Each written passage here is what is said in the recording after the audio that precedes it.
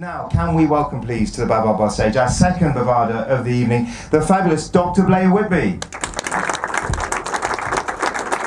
Thank you. I almost feel I need to apologise for being slightly serious. But by way of introduction, if you remember me from the summer, I'm a technology ethicist specialising in AI. But what you don't know about me is that I learnt to fly at the taxpayer's expense before you were all born. A long time ago. I've kept it up, and on Sundays I'm an instructor on Lancaster bombers. So you can ask questions about that. My Bavard is a platform for your passion, and my passion is really quite clear. For 25 years now I've taught a course to medical students called the Aviation Model in Medicine, and I've got a slide saying, is anybody listening, towards the end of it, but my point is that aviation can teach some very important lessons. Aviation is full of wise sayings, right? However hard I try, I won't be able to keep them out of this talk, but there's one, right? Unforgiving of any carelessness, incapacity or neglect. So my message for people who want to nip out at this point is other areas of human activity might do well to take notice. Okay, it's worth going back to the picture because I can make a number of good points about this picture. The aviation term for this landing is not quite right. Accident investigators call it a CFIT. That's from the acronym CFIT, Controlled Flight into Terrain.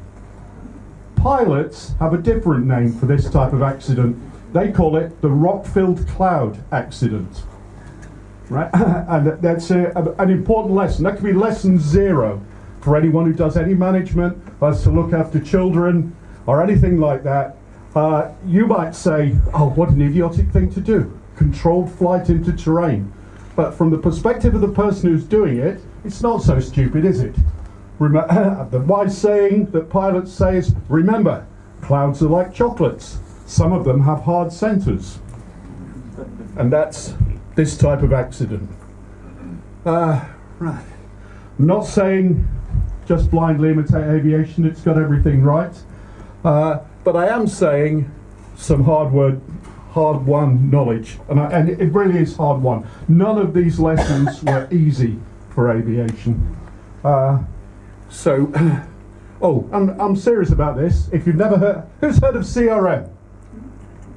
Oh, good. I hope you're the only managers in the room, because you shouldn't do any sort of management if you don't know about CRM. Apologies for the people who do know it, because I'm going to have to get to it. It's an important lesson from aviation. Here's some key features, right, of the aviation model. This is what I teach to medics, and they don't listen. Oh, Go back. You skipped through skipped ahead. Did I skip ahead? That's that one. Yeah. You were saying Yes. they're the key. Blame doesn't help. Just let's get this out of the way. Blame is important, right? If your relatives have all died in an accident or as a result of medical negligence, you might very well want someone to be prosecuted. What's the line from The Lion and Albert? No, someone's got to be summoned. So that was decided upon. God, don't tell me you don't know any poetry either. Oh. The goal is to stop it happening again. Right? And I'll put the stats up at the end. Aviation's been really good at this. Much better than some other fields. There's not a single cause of an accident, there's a chain of events, and of course because it's a chain, it can be broken at any point. There's multiple ways of stopping the accident happening again, because it's a chain. And I'll come to this, management and even national culture. Malcolm Gladwell, who always jumps on any passing bandwagon, actually says national culture is the main cause of plane crashes. by which he means aviation accidents. But he's American, so we have to forgive him. He says it's the main cause. That's not true, but it's pretty important. No blame investigation. If you're interested, you can ask me questions about it. This is the first page of the accident investigation. A very bad accident. I was a close-up witness. It was the worst accident on British soil since 1972. 1972, coincidentally, is the year I made my first solo, long time ago. I'd like to point out a few things about this. First, you can't use it to blame people. I'm not opposing to blame. You know, blame is what lawyers do. But if you want to really stop the accident happening again, you've got to do this, right? It's very important. And people talk to air accident investigators because they know they are not talking themselves into trouble. Right? They can be sure that it won't cause any trouble. And that's something that almost no other field has managed to imitate yet. Long way to go, other fields. Can't assign fault or blame. The other thing I point out is Convention on International Civil Aviation. Right? It really is international. And that's something that pretty well no other field has been able to achieve. Every country in the world, and I mean every country, actually it's every country bar Liechtenstein, has signed up to the ICAO, and Liechtenstein abides by it under Swiss auspices. Right? So Russia, China, the whole world is bound by these regulations. International. Impressive, huh?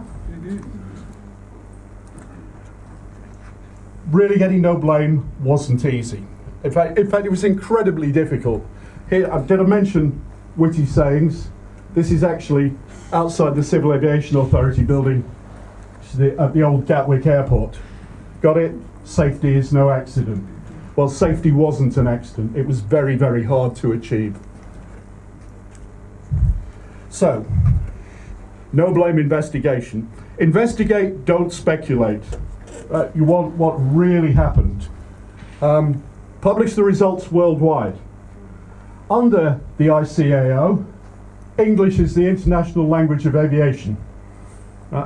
It turned out that poor command of English was a factor in some accidents, a particularly bad one at Tenerife, for example. So it was made compulsory that everybody speaks English in the air and air traffic control everywhere, all the time. If you learn to fly in Japan, you have to learn aviation English. If you're interested, when that law came through, only 2 airports in the world said they'd have difficulty implementing it. Paris Charles de Gaulle and Montreal International. So the results are published in English. You can publish them in Swahili if you want, but you'll have to publish them in English as well. And the reason for that is so that everyone can see it. Everyone can learn. Right? Wouldn't it be nice if that happened in other fields?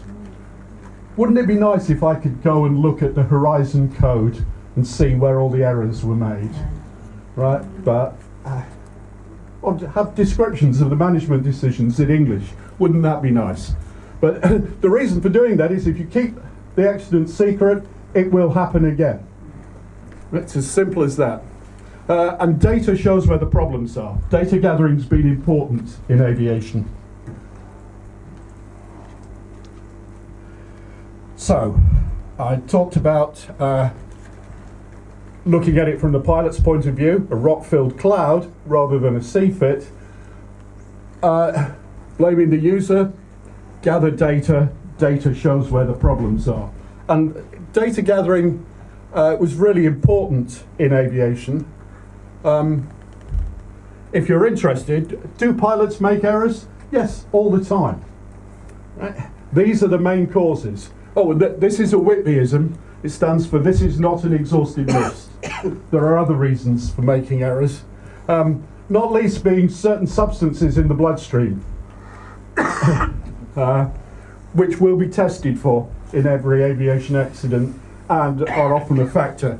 One of the substances that I heard about in a recent accident report, the one that killed the Cardiff footballer, was carbon monoxide in his bloodstream.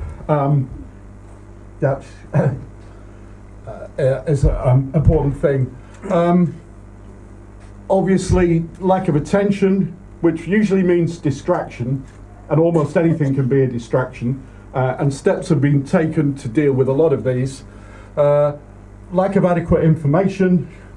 Yeah, if people don't know what's going on, you can't expect them to remain error-free. Lots of situational awareness. It's really quite a serious problem, quite an interesting problem psychologically, if you want to ask me about it.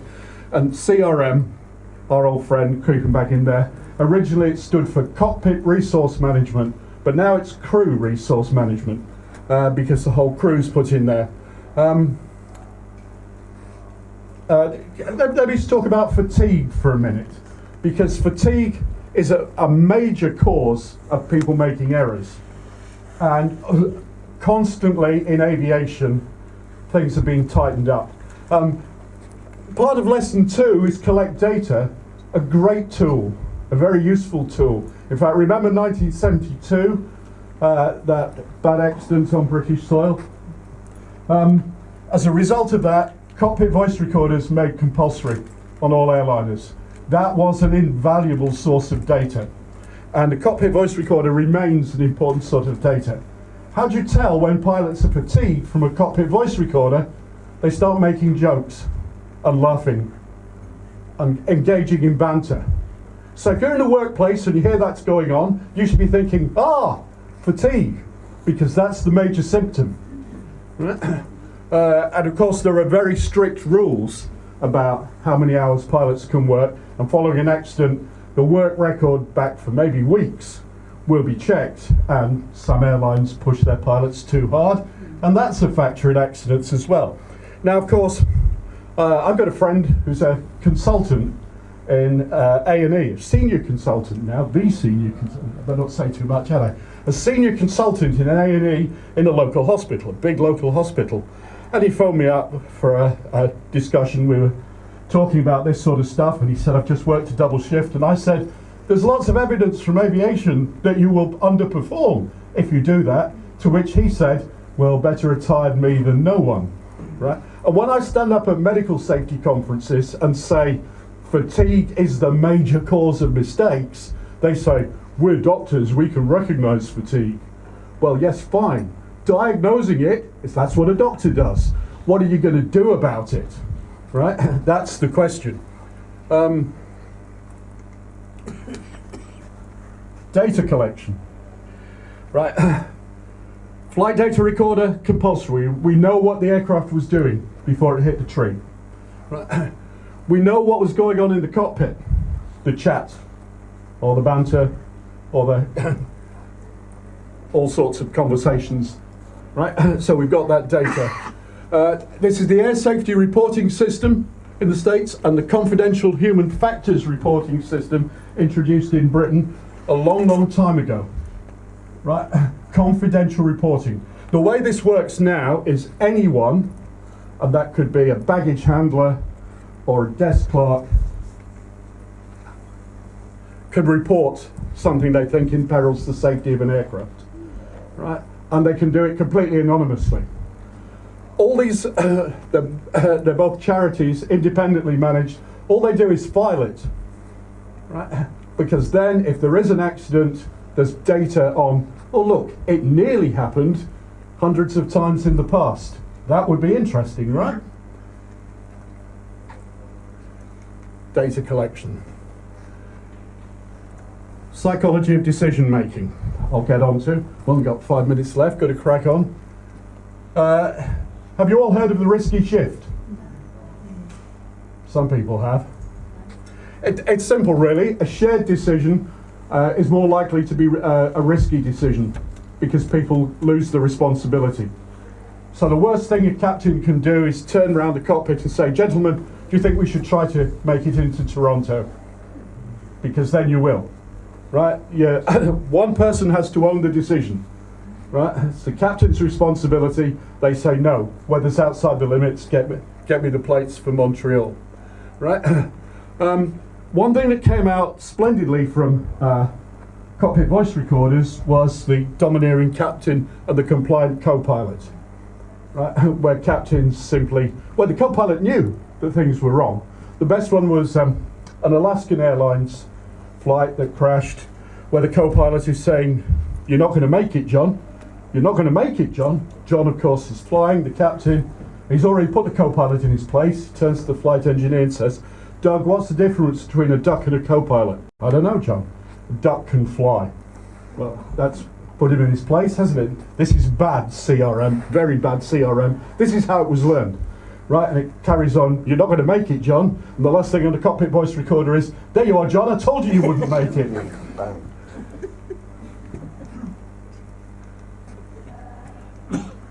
Now in its 6th generation, really pilots in their 6-monthly simulator checkup are checked up on this, on the ability to share cockpit workload, to take input from a co-pilot or the pilot not flying and so on, rather more than knowing where all the switches are. It's important they know where all the switches are, but it's much more important they can do cockpit resource management, or crew resource management as it is now, identifying problems that emerge before they emerge.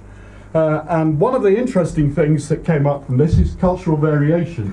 The Korean Airlines 801 is the classic example here. Captain, the weather radar has helped us a lot. It's the flight engineer trying to draw the captain's attention to the fact that he's just about to fly into a mountain. In other words, if you look at the weather radar, you will see what's happening in front of you. Now, it turns out Korean society is incredibly hierarchical, right? And this is risking a lot of face to even say anything to your captain, right? And in fact, Korea worked out that they had a cultural problem and told their pilots they had to pretend to be Americans on the flight deck and only speak English and drink Coke and so on. They called in consultants to fix this problem. And it's also a fact that Chinese society is very hierarchical, and many a Chinese co-pilot has gone to his death rather than lose face pointing out to a senior that they're following a dud instrument. Seriously. So who can guess which country's at the other end of this hierarchy that has Korea and China? Which country were the co-pilots most likely to intervene? It's not a European country. No, it's not America. America's very much a mid-player. If there was someone from this country, they would have already shouted at me, because it's deep in their culture that Johnny is as good as his master. Right? Someone at the back would have said, "You can kill your bloody self, mate." Yeah, Australian co-pilots are most likely to intervene. So what's interesting there is, of course, it's not quite true what they say in Rain Man, that Qantas have never had an accident. But Qantas have never lost a passenger in the jet age. And statistically, if you've got Antipodeans up the front, that's as good as it gets. I'm going to have to jump over a lot here, but you can ask me questions about this. If you're interested, guess which country is at the pole on least likely to engage in uncertainty avoidance? Which country is the happiest with uncertainty? Not a mystery question, you're sitting in it. Does it work? The blue line is passengers carried. Years along the bottom, these are accidents by cause. Of course it works. It works spectacularly. Right? It has made aviation boringly safe. Right? If anyone's frightened of flying, we can have a chat about this, but you shouldn't be. Look, chance of dying on a EU or a US airline, 1 in 29 million. Which sounds terribly risky until you realise there's a 10.5 million chance of being killed by lightning. Right? And if you ride a bike, we're almost in risky territory. Right? So does the aviation model work? Of course it does. Right? In the medical field, I'm afraid medicine doesn't measure up. The UK is better than the US for a whole bunch of reasons which you can ask me about. Right, and I got this from the BMJ because there's a lot of figures bandied about this. But about 22,000 patients a year die from medical errors, right? When pretty much no one dies from aviation errors. So maybe 2,500-year-old medicine could learn something from 100-year-old upstart aviation. Yes, is anybody listening? Well, after 25 years, some people have listened in other fields. But because Tim's looking at me anxiously, I'm going to say, for anyone who has been, thank you for listening, right, and learn from the mistakes of others.